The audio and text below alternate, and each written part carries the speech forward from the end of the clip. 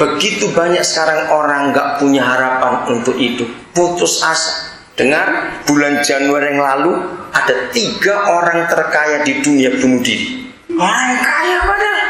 Kenapa? Karena gak tahan melihat krisis global yang begitu luar biasa. Lihat di Indonesia juga banyak orang bunuh diri. Kenapa? Karena gak tahan dalam hidup. Berarti orang itu sudah mati sebelum mati. Itulah orang putus asa. Maka kita harus menghidupkan mereka. Amin. Kita datang kepada mereka memberi harapan. Ada harapan dalam hidup. Nah, itu kita membangkitkan orang mati. Oke. Yang ketiga, memberitakan Injil. Memberitakan Injil artinya memberitakan kabar baik. Kapan terakhir kali saudara memberitakan Injil pada orang yang belum Kristen? Hari-hari ini gereja begitu penuh ketakutan memberitakan Injil kepada orang yang belum Kristen. Karena apa? Takut. Kita nggak usah takut. Karena kalau saudara tidak memberitakan Injil, berarti saudara tidak mengerjakan Yesus kerjakan. Yesus kemana-mana memberitakan Injil. Kesalahan gereja adalah begini. Konsep menginjil adalah harus jadi anggota gereja dan itu dibaptis. Ini konsep yang salah. Sudah 2 tahun ini tahun ketiga. Sejak tahun 2007 yang lalu, Roh Kudus yang membawa saya untuk meyakinkan dunia dan mengajarkan orang Kristen bahwa Yesus itu tidak beragama Kristen. Katakan amin cepat. Siapa bilang Yesus beragama Kristen? Tak cari KTP-nya, nggak ada agamanya dia. Jawab iya atau tidak? Ini serius. Saya mulai berusaha mengeluarkan Yesus dari gereja.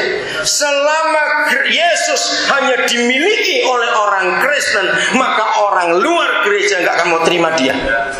Betapa salahnya gereja mengkristenkan Yesus. Coba saya beri ilustrasi ini.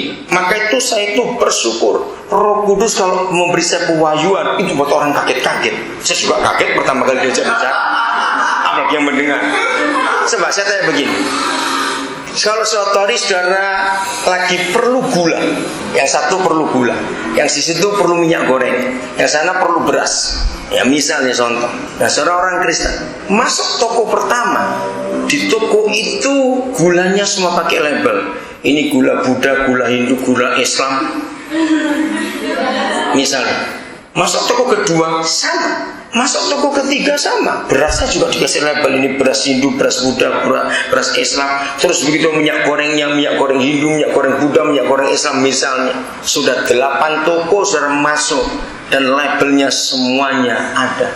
Beli nggak sebagai orang Kristen? Nah jawab tidak.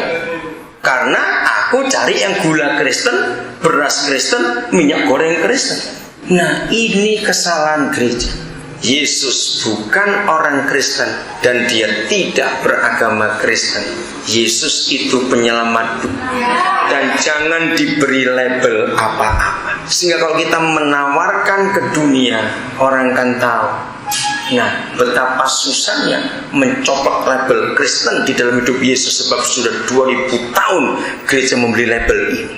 Ini pekerjaan besar dari gereja. Ini masalah, saudara. Kita harus melihat kesalahan gereja yang beribu-ribu tahun ini tadi. Maka itu kapan terakhir kali saudara menginjil? Karena kalau saudara dan saya tidak memberitakan kabar baik, berarti kita membawa kabar jelek kepada semua orang. Betul? Harus kabar baik yang kita bawa. Hari ini 3 kali saya naik becak. Hari ini pagi-pagi saya naik becak dari penginapan ke Mutiara. Saya kasih 10.000. Orangnya kaget pada dekat itu. Pulang dari sana saya naik becak lagi, saya kasih 10.000 lagi. Terus tadi saya jalan kaki ke Medan Plaza, saya cari sesuatu. Saya pulang kok ada tukang becak yang nggak pakai motor. Saya sempat ngomong pada dia orang Islam dari Dairi.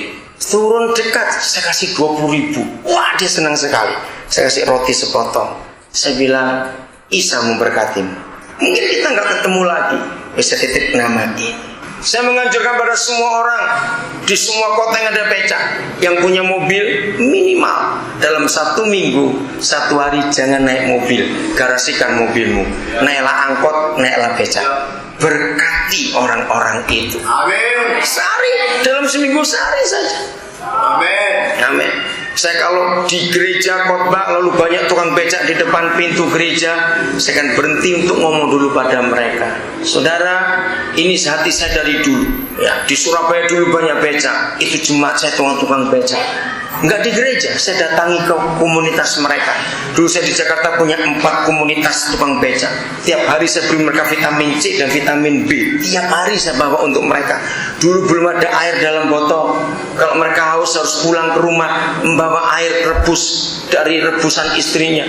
Di rumah saya terbuka untuk mereka. Kalau kamu capek, istirahat dulu, tidur di rumah ini. Saya sediakan tikar di situ, ada air minum. Saya masak air minum sebanyak-banyaknya, ambil. Kenapa? Karena ada seorang dokter meneliti umur-umur tukang becak yang genjotnya bukan pakai motor. Itu nggak lebih dari 38 tahun mereka mati. Kenapa mereka mati muda? Penyakitnya 2 terbesar, TBC dan gagal ginjal. Kenapa bisa begitu? Karena sambil genjot, nafasnya, paru-paru mereka rusak. Panas, keringat banyak, air sedikit, ginjalnya rusak. Saya fotokopi sebuah disertasi seorang dokter di Erlangga dulu. Saya bagikan pada mereka, baca ini, jangan sampai kamu mati muda. Istrimu jadi janda nanti masih muda, anakmu bagaimana? Di situ mereka dengar saya bicara soal kehidupan. Saya nggak bawa mereka ke gereja, saya nggak bicara Kristen, tidak. Saya bicara kehidupan. Kami punya tim.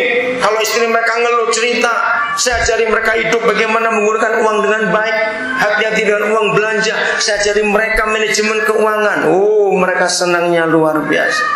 Saya tidak bawa mereka ke gereja. Vitamin C, vitamin B penting untuk kesehatan, itu yang paling mendasar. Saya beri mereka. Begitu sampai hari ini di semua kota yang ada becak, saya lebih senang naik becak. Yang dekat-dekat kok jauh-jauh saya nggak sampai hati kasihan. Begitu dulu kalau saya lihat ada orang Kristen naik becak suka nawar, saya marah betul. Apalagi yang gemuk-gemuk itu, kurang ajar kamu, nggak tahu diri baik-baik.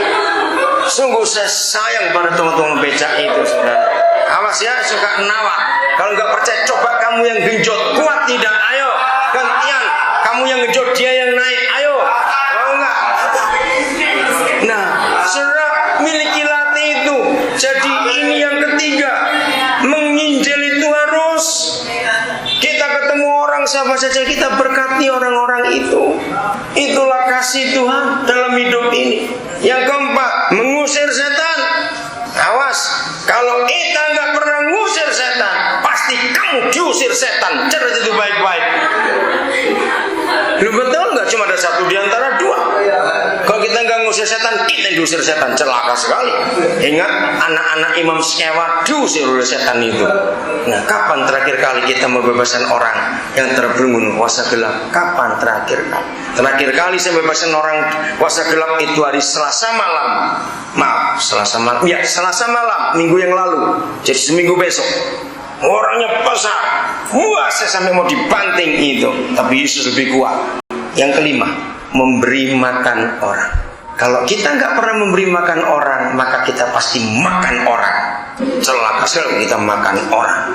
Tuhan Yesus mengerjakan apa saja, buat apa saja, selalu diakhiri dengan ayo makan.